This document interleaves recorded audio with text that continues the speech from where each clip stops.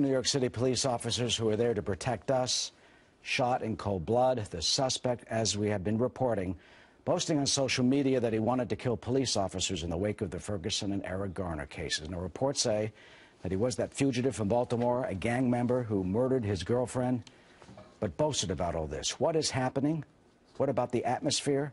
Joining us now on the phone is Gil Alba, a former New York City Police Department detective who's worked on many major cases, including police shootings. Mr. Alba, this is a horrible tragedy. It sends a revolting message. What is your reaction to what has happened today?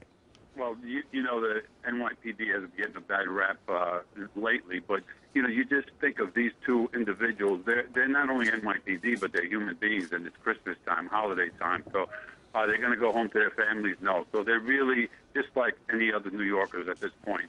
So this was a premeditated murder.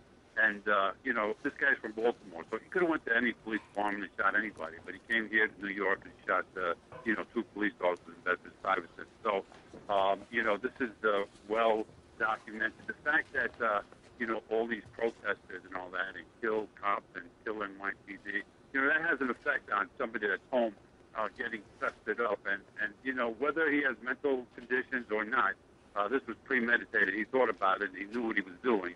And he knew he was going to kill himself at the end of this. So it's really a tragic event that it's really happening in New York City. Do you blame the atmosphere of what's been going on? As you say, all those signs, you've seen some of these disgusting signs about killing police officers. And Jay Adler, who's the president of the Federal Law Enforcement Officers Association, has a pretty stinging message. He says, had New York Mayor Bill de Blasio been forceful from the onset when the two lieutenants were attacked, talking about an attack on the Brooklyn Bridge during one of those demonstrations, one has to question as to whether this murderous psycho would have been compelled to target our heroic brother and sister in New York's finest. And sadly, we've seen this before, the cold-blooded assassination of Eddie Byrne, the 22-year-old police officer, South Jamaica, Queens. But that was gang-related and drug-related. But are we in an atmosphere now where these nutcases think they can take out cops? And, well, this guy is obviously gang-related because he said so himself. Ed Burns, sitting in his car, got, you know, shot the same way, right in the back of the head while he's sitting in the car in uniform. But that was over drugs, and, you know, that was planned, and, you know, the guy's in jail doing the time for that. This is a whole different atmosphere. So how do we stop this? How do we stop this atmosphere and get a hold of this and try to prevent a guy like this from doing what he did with this enormous tragedy and strike at the very heart of what this country represents and stands for? Right, because, you know, police officers are there to help the community. You know, Bedford-Stuyvesant is one of the higher crime areas, but and they're there to help keep the crime down, in which they did tremendously. So they're there to help, I mean, but so people, you know, look at it that way of the killings, and all cops are you know, use brutality and all that. But I think the mayor has to really appease all parties and stop, you know, dividing everything. And I think that's one of his, at least his problem that he has to do now. Well, it certainly would be unfair to blame the mayor of the city of New York in any way, perhaps, on this. But the fact is, there is this atmosphere.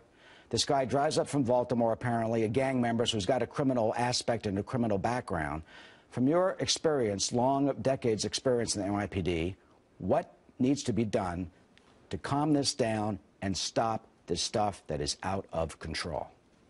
Well, it's not going to stop right away, but I'm not blaming the mayor. I'm saying he has a hard job to try to appease everybody and bring this down and calm everybody down so this doesn't happen again.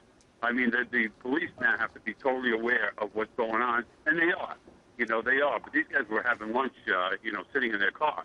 So anybody can speak up to anybody. And it's not easy to stop something like this across country. But it has to start. It has to start from the mayor, from even the president of the United States. You know, to calm down both sides. And it has to start from the people holding these demonstrations too, to send the message out. You know, we had the hatchet attack of the jihadi in October against two police officers. So hopefully, Gil Alba, the message will go out that this is not tolerated, and this is a strike that is at the very heart of what this country represents and our democracy itself. Yeah, Gil Alba, thank you so much for joining us today.